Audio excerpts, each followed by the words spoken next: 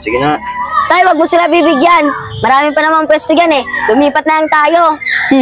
Kahit saan kayo pumesto, susundan at susundan pa rin namin kayo. Di namin kayo titigilan. Hayaan mo na, anak. Sige, ito na. Ito, okay na ba to? Okay na yan. Bibigay ka rin pala eh. Sige na, alis na kami. Tara na.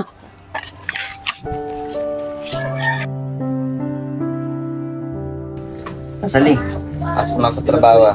Walang bahala sa kapatid mo. Kuya anak, papakabait si ate ha. Tay, huwag niyo po kakalumatay sa lobong ko ah. Opo, Tay, ako na pong bahala kay Kwekwe. Di ko po siya pababayaan. Sige Rosalia. Sige Kwekwe, hayaan mo. Pag uwi ni tatay, may pasalubo ka sa akin ha. O sige na. Rosalia, alis na ako ha. Ingat po kayo, Tay. Pasok mo po.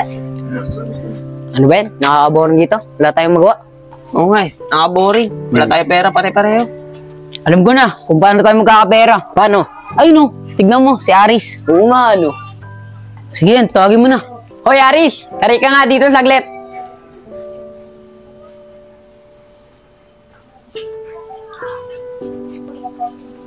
O yan, ikaw pala. Bakit?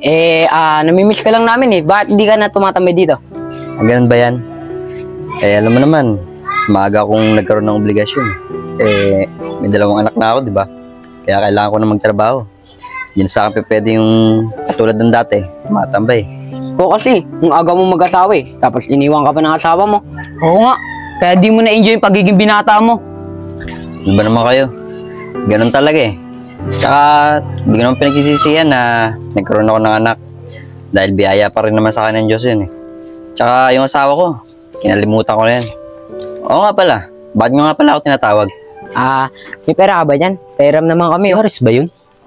Mukhang hinihinga na naman ng pera eh. Aris, ang ginagawa mo dyan? Bakit? Hinihingaan ka ba ng pera ng mga yan? Ay ka pala, Randy. Oo mawala yatang pera sila eh. Kaya okay lang, bibigyan ko sila para meron silang pagkain dito. Ako pre, wag na. Ano ka ba naman na Aris? Magpapakahirap ka magtrabaho, tapos bibigay mo lang sa mga yan. Tsaka may anak ka na. Tsaka hayaan mo na yung mga yan. Umalis na tayo. Tara na. Kasi ka talaga yung si Randy. Bibigyan na sana tayo ng pera. Dumating pa. Oo nga eh. Hayaan mo. Matiyempan rin na si Aris na walang kasama. Tara na. Tara. Ayos Aris ah. Medyo malaki-laki yung sinahod mo ah. Tsaka nga pala, baka mamaya, bigay mo na naman sa mga tropa mo yan. Tsaka wala akong tiwala doon sa mga tropa mo. Randy, okay lang naman siguro yun. Patagal ko na rin naman kasi tropa yung mga yun eh. Tsaka, hindi ko naman binibigay sa kanila lahat eh. Nagtitira rin ako para sa akin. Para saan ako? Pero kahit pa Aris, mali pa rin yun. Dapat, pambili nyo na ng pagkain, binibigay mo pa sa kanila. Sabagay, tama ka. Sige, huwag kang mag-alala. Iiwasan ko na lang sila pag nakita ko. Oo nga pala, mauna ka na nga palang umuwi. Dadaan pa kasi ako ng palengke. Bibili pa kasi ako ng pasalubong ng anak kong bunso. Ganun ba pre? O, sige pre, mauna na ako. Sige.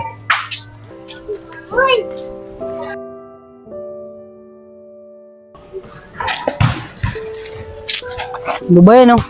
Hindi tayo makasahal sa kanila. Paano? Wala tayong pamusta. Wala tayong kapera-pera. Ikaw niyan yan. Wala ka bang kapera-pera talaga? Hindi ako binibigyan ng mama ko eh. Ikaw naman Andre. Wala ka rin kapera-pera dyan. Wala eh. Wala akong kapera-pera dito. Si Aris oh. Tara. Hingin natin ng pera si Aris. Alam ko bagong sahod ngayon yan eh. Tara. Punta natin. Tara. Dito tayo, kuya. Diyan lang muna kayo ha. Bibili lang ako ng pagkain natin. Kuya Aris, mukhang namamasyal kayo ng mga anak mo ah. Oo. Minsan ko lang kasing igala itong mga anak ko eh. Oo nga pala. Ang ginagawa nyo rito?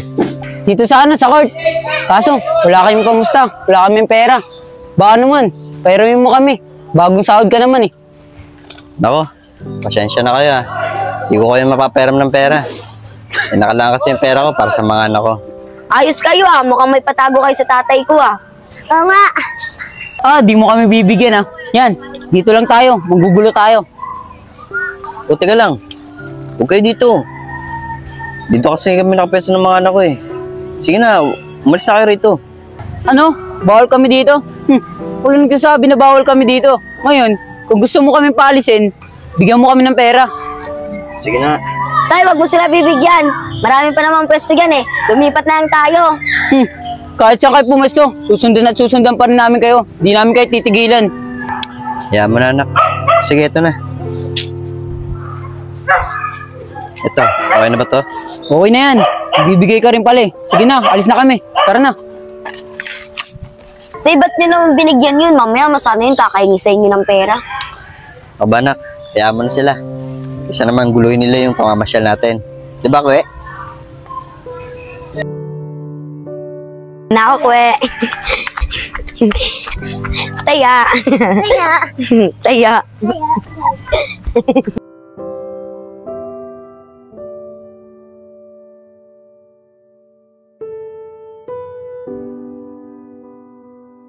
hali natin si tatay. Sige, kwe, puntahan mo.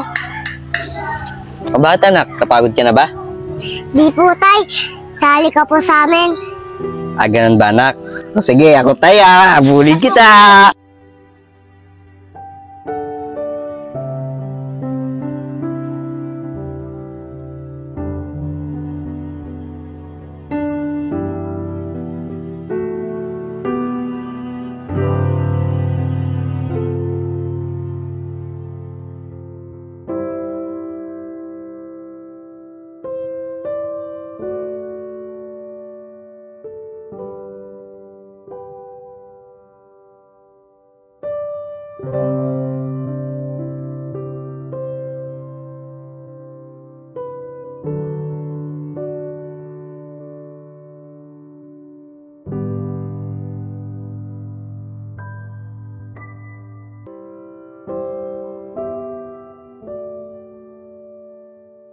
Tay, dalhin niyo na po kaya si Kwekwe dun sa ospital.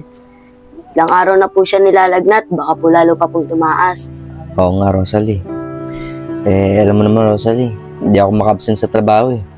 Rush kasi yung ginagawa namin.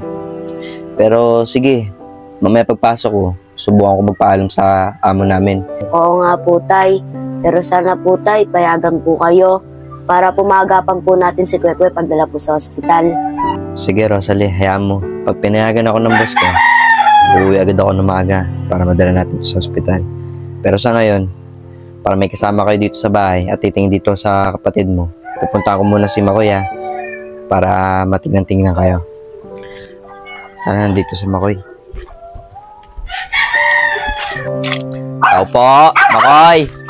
Oh, teka lang. Makoy! Oris, ikaw pa. Oris, bakit? Makoy, nasusuyo ko sana yung anak ko si Kwekwe. Nilalagnat kasi siya ilang araw na. Baka pwede, pakitingnan-tingnan mo muna siya habang nasa trabaho ako. Oh, ilang araw na palang nilalagtat yung anak ko eh. Ba't di mo dalhin sa ospital? Ano nga Makoy, kaya nga papasok ako ngayon sa trabaho para magpaalam ako kay boss. Ang dami kasi namin ginagawa, kaya itong mga nakaraan, hindi ako maka-absent. Kaya nakikiusap ako Makoy, baka pwede, tingnan-tingnan mo muna yung anak ko Ganun ba, Aris? Sige, tapusin ko lang itong ginagawa ko. Tapos pupunta ako dun. Sige Makoy, maraming salamat Alis na ako. Sige.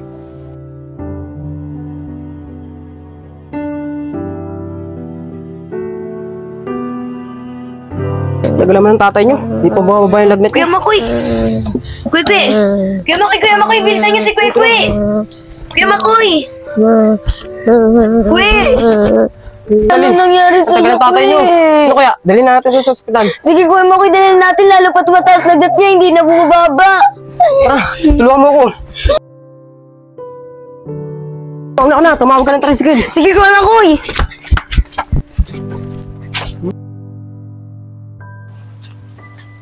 Are, balik na ako na saglit. Kaya sabihin ako sa'yo. O Ate Weng, bakit? Nakita ko yung anak kong maliit Buhat-buhat ni Makoy. Dadalhin nata ng ospital yun. Ano ba nangyari dun? Sigurado ka ba Ate Weng? Oo, dito nga dumaan sa may harap ko eh. Ilang araw na kasi siyang nilalagnat Baka sinugod na ni Makoy sa ospital. Sige, Ate Weng, hanapin ko na lang kung sa ospital siya dinala. Salamat O sige, Res. Sabi ng tricycle driver, dito daw dinala. Ay, si Makoy. Makoy! O Aris, buti nakasunod ka. Makoy, asan yun ako? Doon na sa loob, kasama sa Rosalie. Paano mo nalaman na dinala namin yung anak mo sa ospital? Sinabi kasi sa akin ni Ate Wing na sinugod mo doon sa ospital yung anak ko. Gusto na kaya siya? Gusto na anak? Oh, asan na yung kapatid mo? Tay, nasa emergency room po. Pinalabas po muna ako ng doktor. Meron lang po daw gagawin kay Kwekwe. Sana po tayo, okay lang po si Kwekwe. Magalala anak, gigingo ko hindi yung kapatid mo.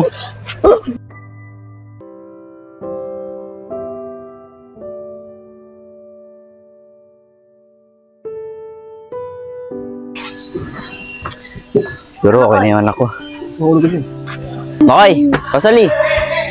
Pasensya na ka na, nauli ako. Ang dami ko pa kasing kinuha ang damit ni Kwekwe. Pasali, Makoy, ano ba nangyayari sa inyo? Pasali, ba't umiyak ka? Makoy, Pasali, ano ba yan? Ba't ka ba umiyak? Please, tatagam mo yung loob mo. Yung anak mo, wala na. Ang pinagsasabi mo? Di totoo yan! Buhay pa yung anak ko! Tay, totoo po yun, Tay. Tigilan niyo ako, anak! Wala na kaya anak mo! Buhay pa ang anak ko! Tigilan niyo ako! Eh!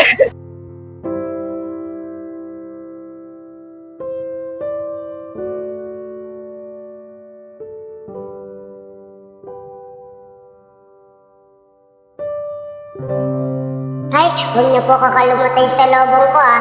Tay, halin natin si tatay. Pagod ka na ba? Di po tay, sali ka po sa amin. Ganun ba, anak? Sige, ako tayo. Abulin kita. Diyan ako. Diyan ako. Uli! Uli! Abulin mami.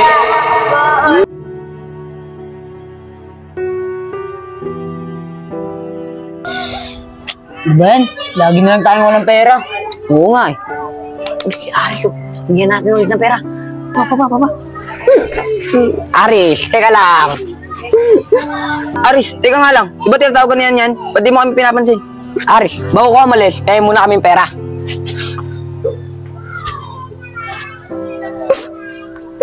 Wala ba kailangan nyo? Oh, sa inyo na yan! Wala na! Wala na! Ano ba? Ano ba kailangan nyo? Ano kayang problema nun? Hayaan nyo na yun. Tignan yung dami. Tara, damutin natin. Kakapal na mukha nyo. Nawala na ka ng mahal sa buhay ng tao. Nagawa nyo pang kuha na ng pera. Wala na kayong pag-asa. Hanggang ganyan na lang mga buhay nyo.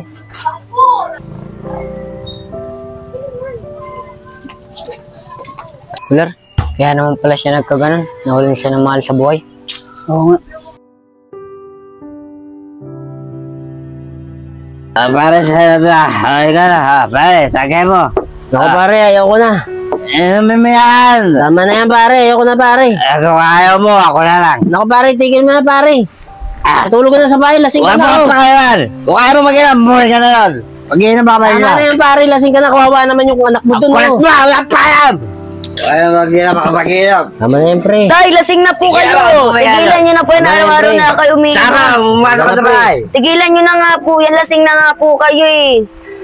Bakit ayaw mo mag-inom? Naalala ko na yung anak ko. Kuya, bakit mo ko iniwan? Tay, tanggapin mo na na wala si Kwekwe. Nandito naman ako eh. Oo nga pre. Tay. Ganyan talaga ang buhay pre. Tanggapin mo na wala na yung anak mo. Diyan pa naman yung anak mong isa oh. Oo nga po, tay. Nandito pa naman po ako.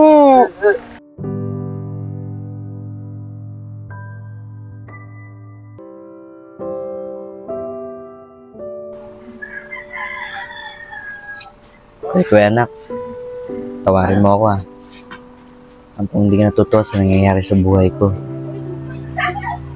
Sana kung saan ka man ngayon, maging masaya ka dyan. Huwag ka mag-alala. Ako nang bahala sa kapatid mo. Hindi ko siya pababayaan. Sino po kasi tatay?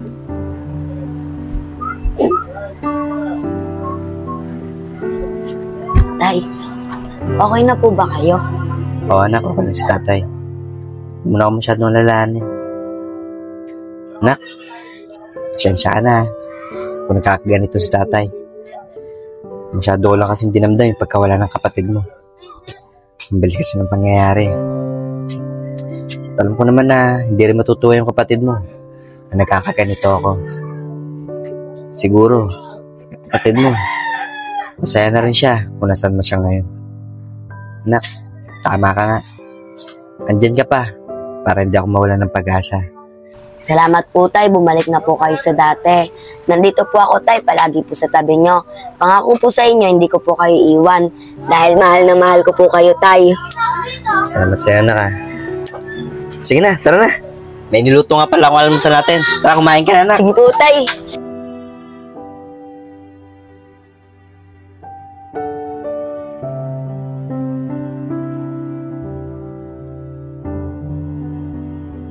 Rosalie, pakibot mo yung bag ko. Papasok na ako sa trabaho, baka malate ako. Saglit lang po, Tay.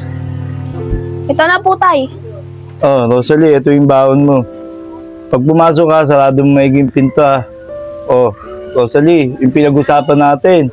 Mag-aaral ka mabuti. Baka mamaya mabalitaan ko, may mga nanliligo-ligo sa'yo ah. Tatay naman, sa akin may manliligaw. Sana nga.